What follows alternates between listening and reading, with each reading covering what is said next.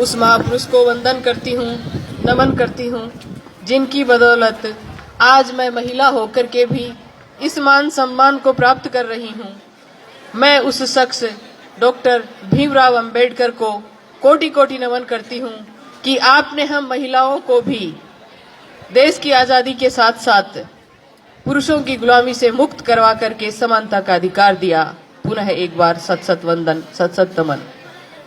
सभी सम्मानित मंच, बाहर से पधारे हुए मेरे प्यारे गांव के भाई और बहनें, प्यारे बच्चों, मेरा विद्वान स्टाफ और समस्त मेरे बच्चे, आप सबको मैं इस गणतंत्र की शुभकामना देती हूँ। परंतु मात्र शुभकामनाएं देने से काम नहीं चलने वाला है। बच्चे जल्दी बैठ जाएं शांति से। मेरे भाइयों, हम बधाइयां देते हैं कि गणतंत्र की बहुत बहुत बधाई, लेकिन गणतंत्र है क्या ये तो हमें समझना पड़ेगा। क्यों गणतंत्र मनाया जाता है ये भी हमें समझना होगा। आज हमारे देश के अंदर 70 साल हो गए हैं हमारे देश को गणतंत्र घोषित किए हुए। गणतंत्र का मतलब होता है कि जहां एक संविधान बना, पहले जो मनुस्मृति का संविधान लागू था, उस संविधान को हटा करके यहाँ पर समता, स्वतंत्रता, बंधुता और न्याय पर आधारित जो एक संविधान बनाया गया था, उसको भारत सरकार ने लागू किया, अंगीकार किया, स्वीकार किया। लेकिन क्या इन 70 सालों के बाद भी हम उस संविधान को लागू कर पाए? सबसे बड़ा प्रश्न ये है कि क्या हम उस संविधान को लागू कर पाए और क्यों जरूरत पड़ी थी उस संविधान की। मेरे प्यारे बच्चों, आप लोग ध्यानपूर्वक सुनो, क्योंकि तुम ही कल की तस्वीर हो, तुम ही कल की तकदीर हो, तुम ही कल का भारत हो। जितना आज का युवा जागरूक होगा, उतना ही मेरा देश कल मजबूत होगा। तो मैं आपको बताना चाहती हूँ कि आज के दिन ये संविधान मैं लेकर के आई इस प्रति को, क्योंकि कभी भी इस संविधान को किसी लाइब्रेरी में नहीं रखा गया, किसी भी सामान्य बुक स्टॉल पर यह उपलब्ध नहीं होता है। क्यों? क्या है इसके अंदर जिसकी वजह से छुपाया जाता है? कोई तो वजह होगी। इस सृष्टि का नियम है, कोई भी कार्य बिना कारण के कभी भी नहीं होता है। अगर इस भारत के पवित्र महान ग्रंथ को छुपाया जाता है या छुपाया गया है, तो पीछे बहुत बड़ी वजह रही होगी। हम लोग हर साल गणतंत्र मनाते हैं, इकट्ठा हो जाते हैं, बच्चों से परेड करवा लेते हैं, नेताजी वगैरह, प्रिंसिपल वगैरह सब भाषण दे लेते हैं और बच्चे नाच गा करके घर चले जाते हैं। नहीं मेरे बच्चों, ये देश में जानना होगा कि आज का दिन विशेष क्यों है और किस लिए मनाया जाता है। मैं कहती हूँ कि 15 अगस्त से भी कहीं ज्यादा महत्वपूर्ण आज का दिन है, और वो दिन इसलिए है क्योंकि अगर आजादी मिल जाती और वही व्यवस्था बनी हुई रहती तो क्या फर्क पड़ता। हम इस चतुर्वर्णी व्यवस्था में जो श्रेष्ठता के शिखर पर पहुंचे हुए लोग थे, उनके गुलाम हो जाते। पहले अंग्रेजों के गुलाम थे, उसके बाद में हम उनके गुलाम हो जाते।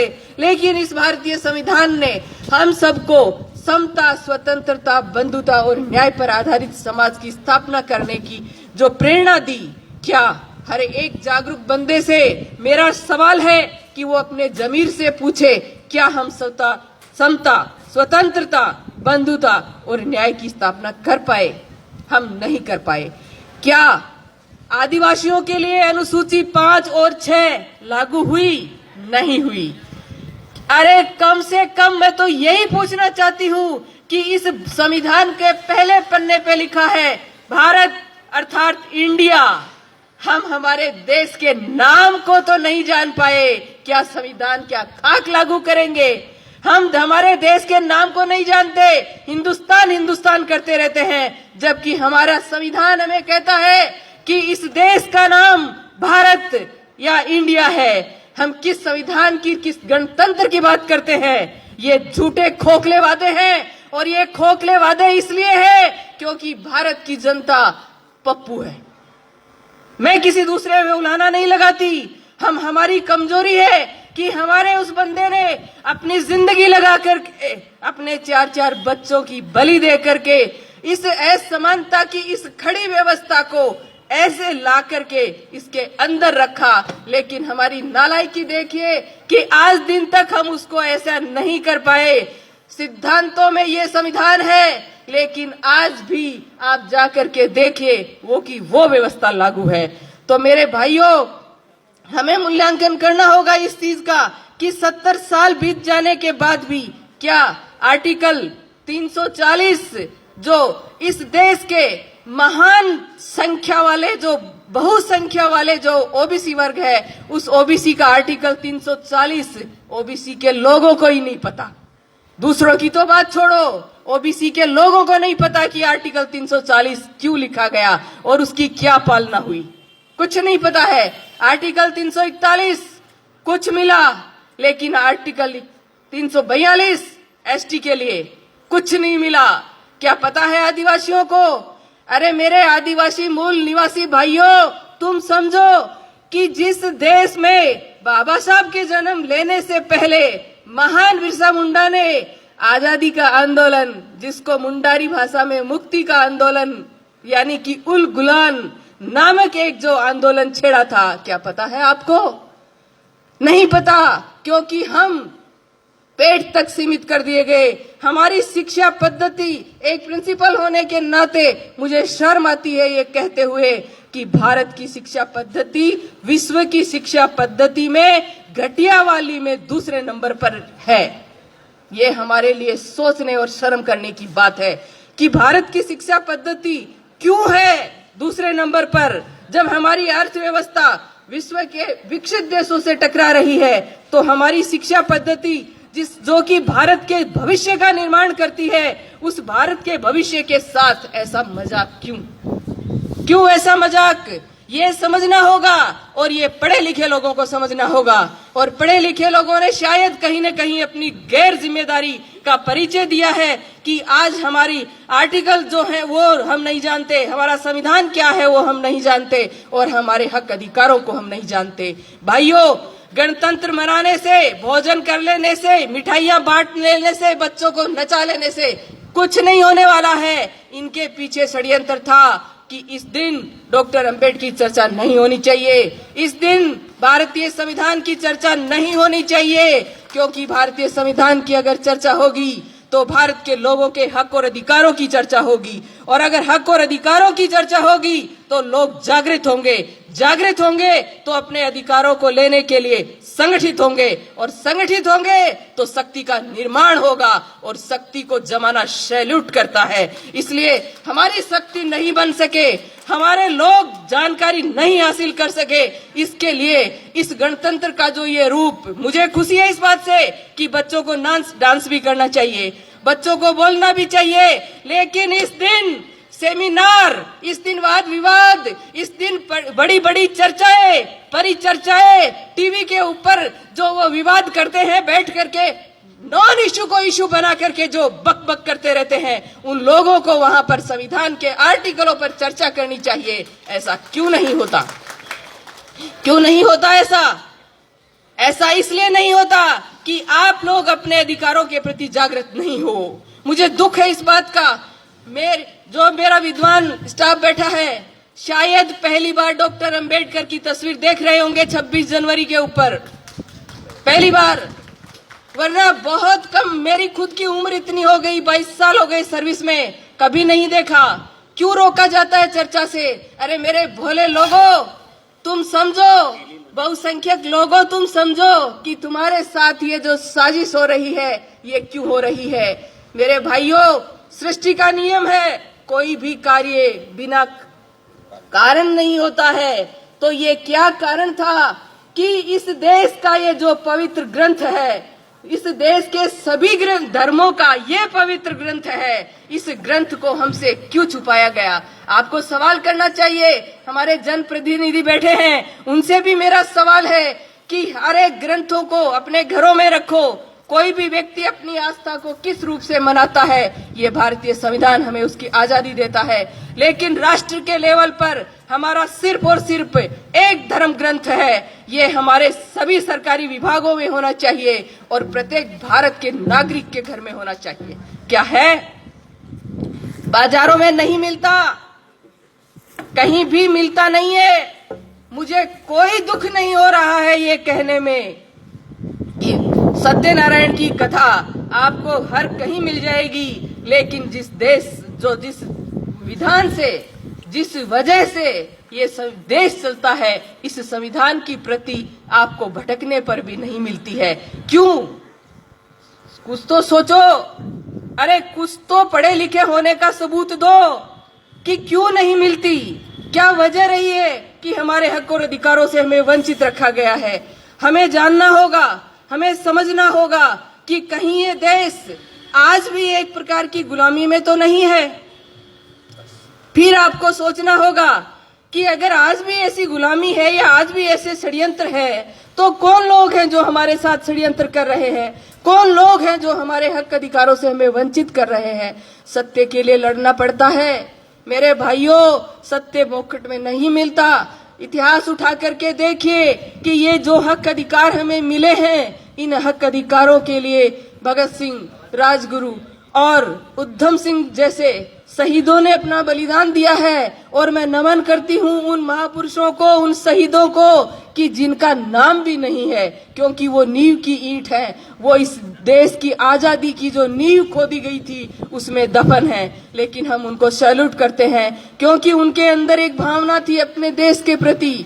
उस भावना को उन लोगों ने अपने नाम के लिए नहीं। आज हमारे देश का सबसे बड़ा दुर्भाग्य है कि कोई भी व्यक्ति नहीं शर्म आ रही है ये कहते हुए कि भारतीय है ही नहीं। ढूंढने जाओ आपको जातियां मिलेंगी।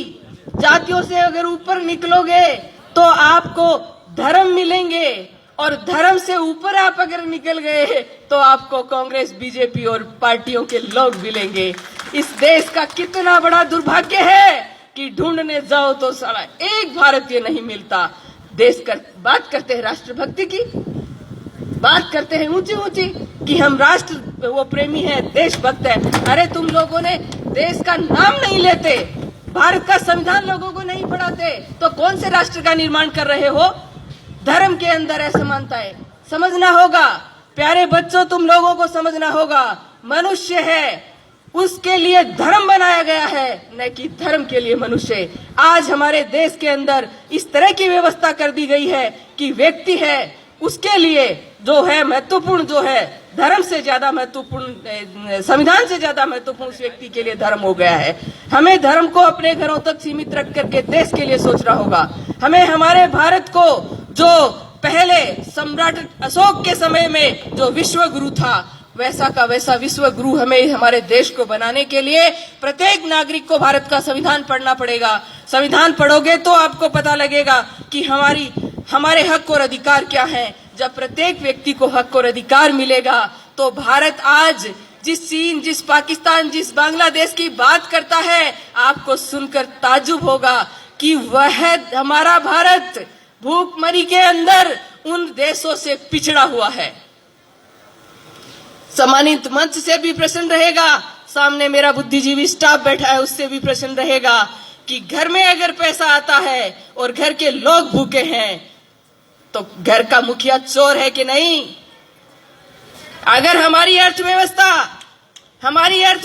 भारत की अर्थव्यवस्था जो है वो विश्व में उन्नतिशील और निरंतर विकास करने वाली अर्थव्यवस्था है, और भूखमरी जिसको स्टैंडर्ड नाम कुपोषण देकर के भूखमरी के नाम से गुमराह कर रखा है, तो वो जो भूखमरी है उसको कुपोषण का नाम देकर के कितने बच्चे मरते हैं पता है आपको?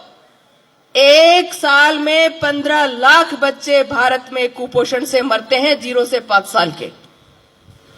अगर आप उसका वैल्यूएशन महीने में करो तो 1.25 लाख बच्चे एक साल में एक महीने में कुपोषण से मरते हैं, 0 से 5 साल के। और अगर आप इनकी तुलना ऐसे करते जाओगे तो आपको ताज्जुब होगा, और ताज्जुब तो आपको उस समय और ज्यादा होगा जब उनकी जातियों का आपको पता लगेगा कि कौन लोग हैं जो मारे जाते हैं, कौन लोग हैं वो बच्चे जो कुपोषण यानी कि भूखमरी से मारे जाते हैं। हम किस गणतंत्र की बातें करते हैं? ये गणतंत्र आज भी अधूरा है। आज भी हमारा संविधान रो रो करके उन बुद्धिजीवी लोगों से पूछ रहा है कि अरे पढ़े लिखे लोगों, शिक्षा मात्र पेट भरने का नाम तो नहीं था रे। पेट भरने का नाम तो नहीं था। शिक्षा का मतलब था कि तुम लोग समझते कि सच्चाई क्या है, हमारे हक अधिकार क्या है, और उस भोले बिना पढ़े लिखे समाज को जाते उनको समझाते कि देखो हमारे हक और अधिकार ये हैं, तो वो लोग तुम्हारे साथ संगठित होकर के खड़ा होते, तुम्हारी ताकत बनती। और पुन्ना पैक्ट जैसे जो एक घटिया जो भारत के अंदर समझौता हुआ था, उस समझौते के अंदर मेरे बहुजन समाज के जो नेता हैं वो उनके यहाँ पार्टियों की टिकट की भीख मांगते नहीं फिरते, क्योंकि जो काम नहीं करता है उसको गुलामी तो करनी पड़ती है। कहीं न कहीं हमारे अंतर मन को हमें टटोलना होगा मेरे भाइयों। अगर आप मोहब्बत करते हो इस वतन से, अगर आप मोहब्बत करते हो अपने बच्चों से, आप मोहब्बत करते हो अपने बच्चों के आने वाले भविष्य से, तो आपको इस गणतंत्र को सार्थक बनाना होगा। इस धर्म ग्रंथ को आपको पढ़ना होगा। ये भारत का धर्म ग्रंथ असली धर्म ग्रंथ है। इसको पढ़िए, इसको जानिए, इसको समझिए कि पहले की व्यवस्था क्या थी और संविधान ने हमें क्या हक और अधिकार दिए। साथियों, जब हक अधिकार के बारे में पता ही नहीं होगा तो उसको प्राप्त करने का तो प्रश्न ही नहीं खड़ा होता। जब पता ही नहीं कि कौन सी चीज मेरी है और कौन सी नहीं है, तो उसको प्राप्त करने का प्रश्न ही नहीं उठता।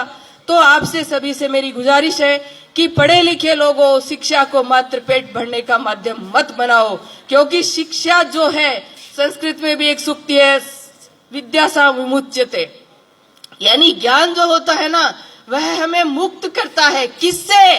सोचने और समझने की सामर्थ्य देता है। पढ़ा लिखा भी उसी पाखंड के रास्ते पे जाता है और एक अनपढ़ भी उसी रास्ते पे जाता है। मैं कहती हूँ उस पढ़े लिखे से कहीं ज्यादा श्रेष्ठ वो अनपढ़ है कि उसको पता नहीं इसलिए वो उस रास्ते पे जा रहा है, लेकिन पढ़ा लिखा तो उन किताबों को शर्मिंदा करके भी उसी रास्ते पे जा रहा है। तो समझने वाली बात है कि शिक्षा आपको सोचने की, समझने की सामर्थ्य देता है, गलत और सही में फर्क करता है। गलत और सही में फर्क करने के बाद में आपको इतनी हिम्मत देता है कि जो सत्य का जो मार्ग है, जो सही मार्ग है, उस मार्ग पे आपको चलने की वो ताकत देता है, बशर्ते आप अकेले ही क्यों न चले। ये नहीं है कि जहां भीड़ जाती है उधर ही आपको जाना है, क्योंकि ये जरूरी नहीं कि जिधर भीड़ जा रही है वो मार्ग सत्य है। सत्य का मार्ग तो खुद मर करके, खुद बीट करके खोजना पड़ता है, और हम हो लेते हैं किसी के पीछे और कहते हैं यही सत्य का मार्ग है। साथियों, बहुत ज्यादा समय मैं आपका नहीं लूंगी। मेरे दर्द की, मेरी जो पीड़ा है इस बहुजन समाज की, उस पीड़ा को मैंने व्यक्त किया है कि हे मेरे बहुजन समाज के लोगों, तुम लोग समझो कि तुम्हारे हक और अधिकार आज भी नहीं है। इस देश का बहुत बड़ा तबका 52% ओबीसी, मैं कहती हूँ इस देश का भाग्य है, लेकिन निर्भीक नींद में सोया पड़ा है। अरे कुंभकर्ण भी 6-7 महीने सोता था, तुम तो जागो रे, कम से कम सालों हो गए, 70 साल तो देश को आजाद हुए हो गए। कभी पढ़ा आर्टिकल? ओबीसी का पहला आईएएस मंडल कमीशन के लागू होने के 44 साल बाद आजादी के पहला आईएएस प्राप्त हुआ था। ओबीसी के लोगों को पता ही नहीं है। मैं बांट नहीं रही, मेरा कोई स्पीच सुनेगा वो कह सकता है कि ये ऐसा कोई स्पीच होता है 15 अगस्त पे, 26 जनवरी पे, क्योंकि ऐसा मेरे को एक बार पहले भी कहा हुआ है कि 26 जनवरी को डॉक्टर अंबेडकर का नाम लेने का प्रश्न ही नहीं उठता। मेरी समझ में नहीं आया कि जो आदमी संविधान बनाने वाला मुख्य व्यक्ति था, कमेटी में और लोग होंगे, लेकिन जो वर्क सबसे ज्यादा जो किया वो डॉक्टर अंबेडकर ने किया, तो उन लोगों, उस व्यक्ति का नाम लेने से गर्व होना चाहिए। क्या कहीं वो आज भी किसी जातिवाद के कारण ही तो वंचित नहीं है? वरना जिसको अमेरिका जैसी कोलंबिया जो यूनिवर्सिटी है, उस यूनिवर्सिटी ने उसको सिंबल ऑफ नॉलेज, और बराक ओबामा ने कहा कि ये तो भारत का दुर्भाग्य है, ये डॉक्टर अंबेडकर का दुर्भाग्य है कि वो भारत में पैदा हुए। अगर वो अमेरिका में पैदा होते तो हम उसको सूर्य कहते हैं, उसको हम सूर्य कहते। तो उस सूर्य को जो दबाया जाता है या दबाया गया है, उसकी कोई तो वजह होगी, क्योंकि उन्होंने आप सबको अपने बच्चे माना, 4-4 बच्चों की बलि दी है। हिंदू कोड बिल, मैडम से रिक्वेस्ट करूंगी जरूर कि हिंदू कोड बिल पढ़े, जिसके लिए और 52% ओबीसी के लिए उन्होंने कानून मंत्री के पद से इस्तीफा दिया। आज हमारे समाज के लोग मंत्री पद के लिए समाज को बत्ती लगा देते हैं, और वो बंदा ऐसा था कि जिसने उन लोगों के अधिकारों के लिए अपने पद को लात मार दी कि जब मैंने इतनी मेहनत करके हिंदू कोड बिल बनाया और कालेलकर समिति को लागू कराने के लिए ओबीसी के लिए लड़ाई लड़ी, और अगर तुम इन दोनों को नहीं मान रहे तो कोई बात नहीं, ये संभालो तुम्हारा पद। क्या हमारे नेताओं से भी मेरा सवाल है कि क्या है तुम्हारे अंदर इतना दम कि तुम समाज के लिए ऐसा कर सकते हो? मेरे समाज के नेताओं, मेरा निवेदन है आपसे, मत भूलो, क्योंकि इसी समाज के अंदर तुम्हारी भी संतान है। अगर समाज होगा तो तुम्हारी संतानें महफूज है। अगर व्यक्तिगत उन्नति आपने कितनी भी कर ली, समाज के बिना शून्य हो जाएगी। आज शून्य हो रही है। इसलिए मेरे देश के सभी लोगों, जो भी मेरी आवाज अब या बाद में सुनेगा, उन सभी से मेरा अनुरोध है कि आप अपने हक और अधिकारों के प्रति जागरूक बनो, संगठित बनो। हम किसी के अधिकार छीनने वाले लोग नहीं हैं। हम तो डॉक्टर अंबेडकर के अनुयायी हैं, जिन्होंने मनुस्मृति लिखने वाले असमानता की जो व्यवस्था थी, उनकी संतानों को भी बराबर हक दिया। उसने कोई घालमेल नहीं किया। उन्होंने सारी महिलाएं, जो हिंदू धर्म ग्रंथों में भी अछूत मानी जाती थी, रामायण जैसा ग्रंथ जिनको महिलाएं ढोती हैं, उसका वर्ड है ढोल गवार शूद्र पशु नारी, ये सब ताड़न के अधिकारी। उससे डॉक्टर अंबेडकर ने मुक्ति दिलाई थी कि नारी भी समानता की अधिकारी है।